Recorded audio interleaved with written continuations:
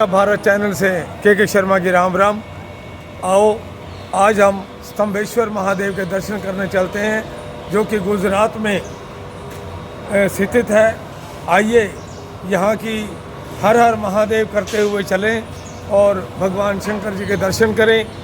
और यहाँ पर जो भी यात्री आता है, क्योंकि ये जो महादेव हैं समुद्र के बीच में स्थित हैं और समय और स्थिति के अनुसार जैसे जल बढ़ता है और फिर ये जो शिवलिंग है एक बार दिन में एक बार समा जाता है और फिर सुबह दोबारा दर्शन होते हैं। आइए चलें।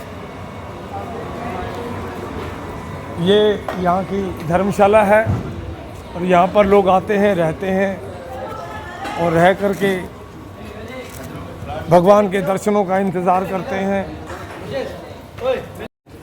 और हम मंदिर जाएंगे।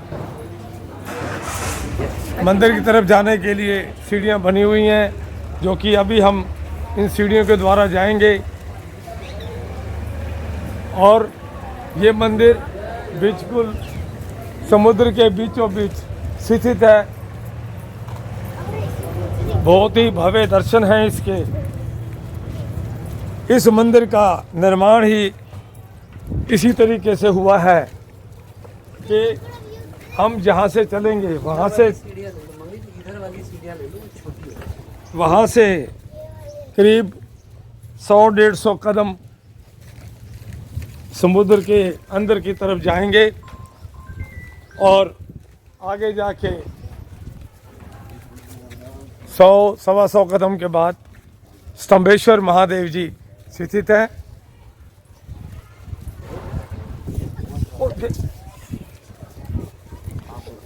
ये देखिए सामने विशाल समुद्र है, घुमा दे। सामने विशाल समुद्र है और ये मंदिर का दृश्य है।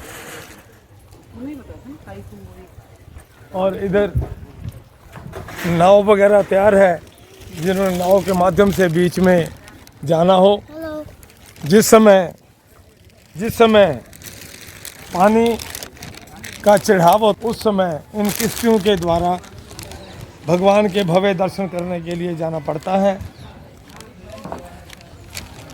दोनों तरफ पूजा अर्चना के लिए सामान लेने के लिए दुकानें हैं, जो कि लगातार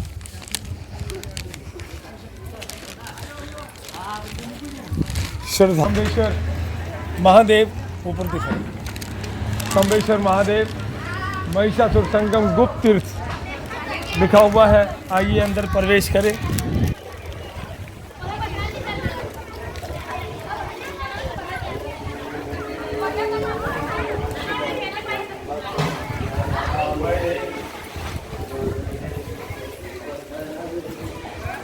ओम त्र्यंबकं यजामहे सुगंधि पुष्टिवर्धनम उर्वा रुक्मेव बंधनान् मृत्योर्मुखे महामृतात्। इस मंत्र का जाप करते हुए श्रद्धालु इस मंदिर में प्रवेश करते हैं और अपनी मनोकामनाएं पूर्ण करते हैं। जो भी श्रद्धालु आता है और आकर हर हर महादेव करते हुए अपनी भावनाएं रखता है, उसी भावनाओं के तहत उसकी मनोकामना पूर्ण होती है। ये देखिए मंदिर की संरचना, दोनों तरफ पिलर हैं और ऊपर शेड है और ये नीचे लगातार पानी फैला हुआ है, क्योंकि शाम होते होते लगातार पानी ऊपर आ जाएगा और फिर ये सुबह तक फिर पानी समुद्र में चला जाएगा। ये देखिए लगातार पानी का बहाव।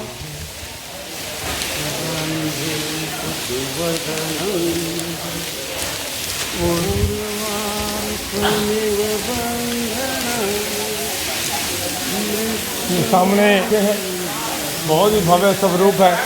आओ पहले नंदीगण जी के दर्शन करें। हम नंदीगण जी के दर्शन करने पहुंच चुके हैं। आगे से देखते हैं चित्र दिखाओ।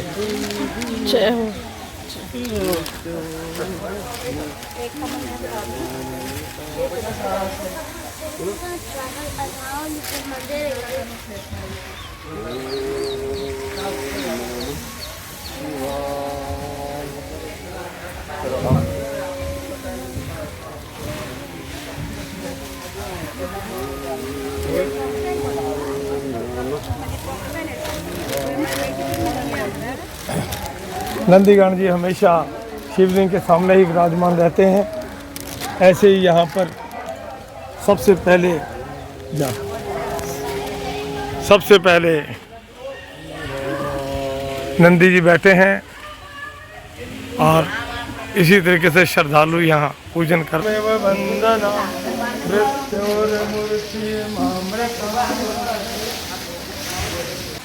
जैसा कि अभी यहाँ पहुँचने पर पुजारियों ने बताया कि समुद्र का पानी अभी अभी नीचे उतरा है और मंदिर की व्यवस्था एक दोबारा तरीके से बनाई जा रही है, सफाई की जा रही है। और उन्होंने बताया कि करीब पौन घंटे के बाद दर्शन आरंभ होंगे।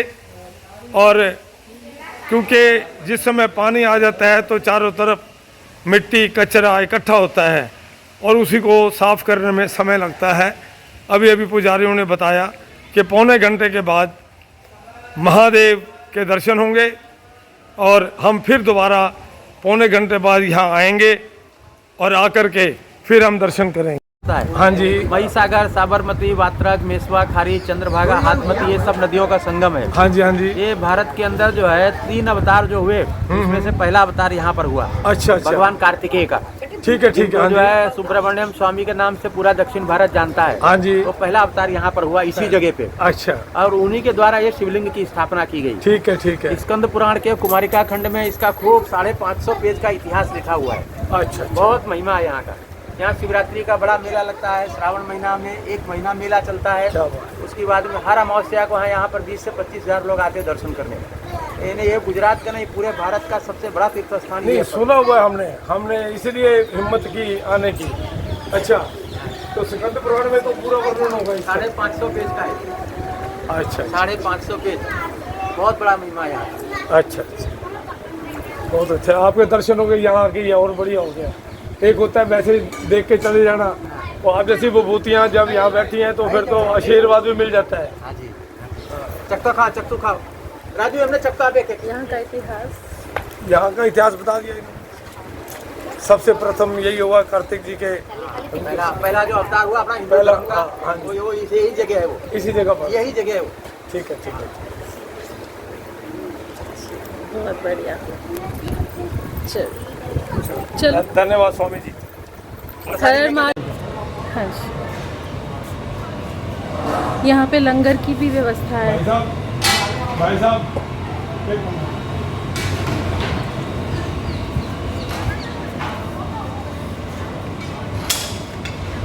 तो यहाँ पर लंगर की भी व्यवस्था है। हाँ। ये आपके सामने जो भाई साहब ये खड़े हैं, ये बता रहे हैं कि लंगर की पूरी व्यवस्था है। तो यहाँ पर आने जाने वाले लोगों के लिए है या जो रहते हैं? जो भी आएगा उसके लिए, जो भी आएगा उसके लिए लंगर है। ये बहुत अच्छी बात है, क्योंकि सुबह से 10 बजे का होता है। हाँ जी, 3 बजे तक चलता है। अच्छा अच्छा अच्छा। तो और शाम को 7 बजे के बाद चलता है लंगर। शाम को 7 बजे के बाद, क्योंकि हर जगह नहीं होता। ये बहुत बड़ी बात है कि यहाँ समुद्र, ये बहुत अच्छी बात है। और क्योंकि अक्सर हमने देखा है कि हर जगह लंगर की व्यवस्था नहीं होती, जहाँ तक हम तीर्थ घूमे हैं। दर्शन के लिए चलो, बहुत अच्छी बात है जी। हर हर महादेव।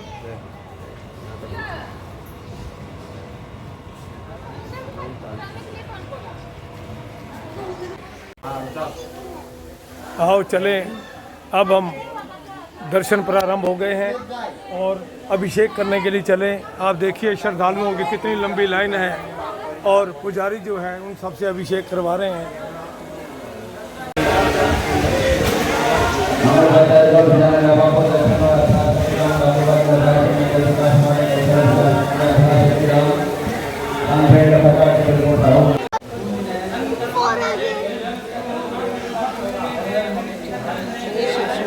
हर हर महादेव। अकी चलो वीडियो बाद में बनाना, पहले उतर जाए गणेश अंबिका बिना प्रार्थना भगवान नमः गणेश्वराय वरदाय प्रियाय नमोदराय सर्वजय नादाननाय श्रीयज्ञ विभूषणाय हरीशाय गणनाथ नमो नमस्ते ओम गणेश अंबिका बिना जय नाथ भैया ये हो गया नानू की बना नानू गिलास में प्रयास मंचना पर विवाह करते धनु नो है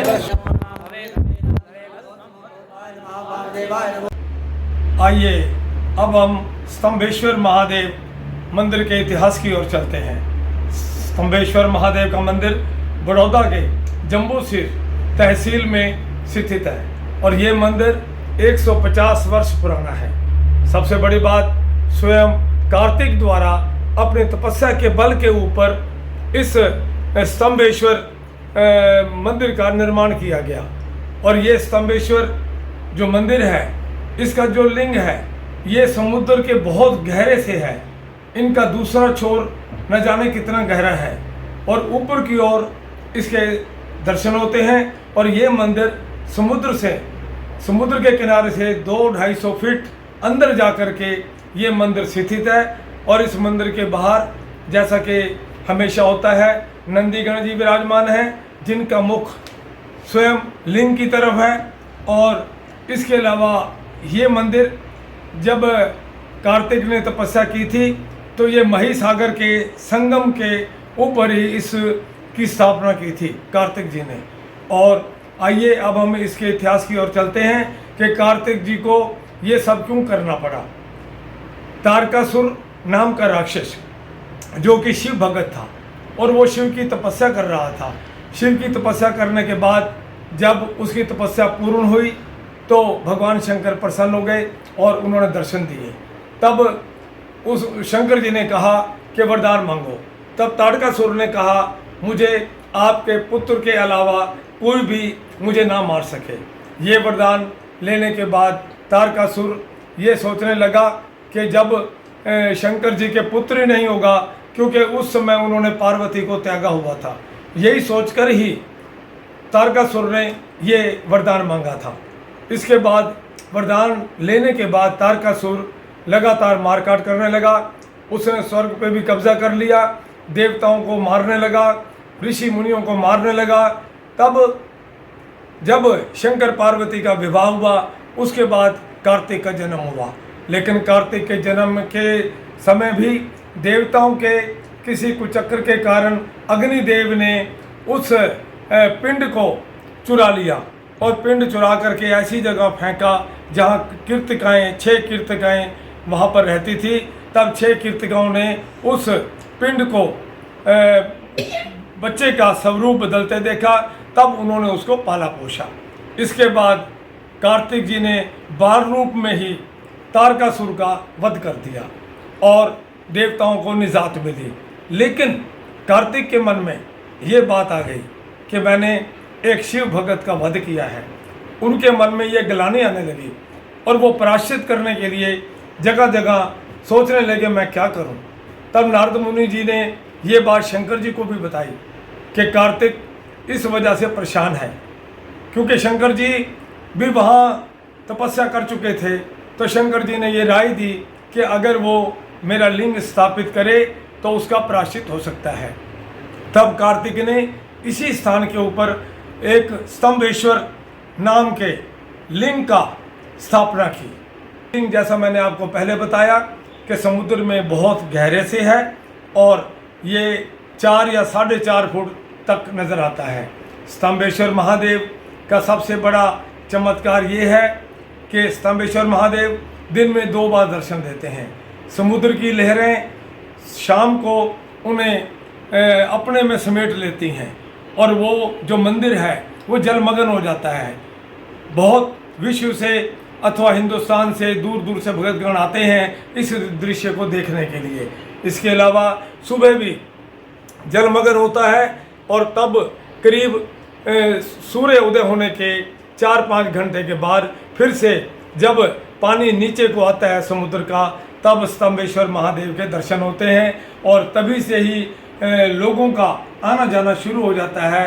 अर्थात सुबह के दर्शन 11 बजे से शुरू होते हैं और शाम को जो दर्शन है वो 4 बजे तक ही रहते हैं, क्योंकि फिर वो जलमग्न हो जाते हैं।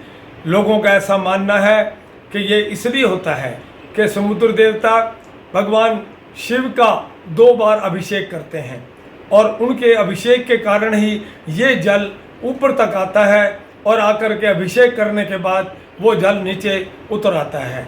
इसी भावना को लेकर के ही लाखों लोग वहाँ आते हैं, दर्शन करते हैं और अपनी मनोकामनाएं पूर्ण करते हैं। स्तंभेश्वर महादेव जो मंदिर है उसके जो इर्द गिर्द गांव है, बहुत मान्यता है और इस मंदिर में लगातार लंगर का भी प्रबंध है, क्योंकि बहुत दूर दूर से आते हैं। मैंने जैसे पहले कहा, ये समुद्र के किनारे पर मंदिर स्थित है, अर्थात जो लिंग है वो समुद्र किनारे से 200-250 फीट अंदर जा कर के स्थित है। तो चारों तरफ पानी पानी है और ऐसी स्थिति के अंदर वहाँ लोगों का आना, ये दर्शनों की इच्छा लेकर के आना अपने आप में बहुत बड़ी बात है। और जो भी स्तंभेश्वर महादेव के दर्शन करता है उसकी मनोकामनाएं पूर्ण होती हैं। और यहाँ पर बहुत ही अद्भुत सुंदर दृश्य है। अगर आप जाएं, मन में भावना लेकर जाएं, तो आप जा कर के वहाँ दर्शन करें, फिर आप देखिए किस प्रकार आपकी मनोकामनाएं पूर्ण होती हैं। ओम नमः शिवाय, ओम नमः शिवाय, ओम नमः शिवाय। हर हर भोले।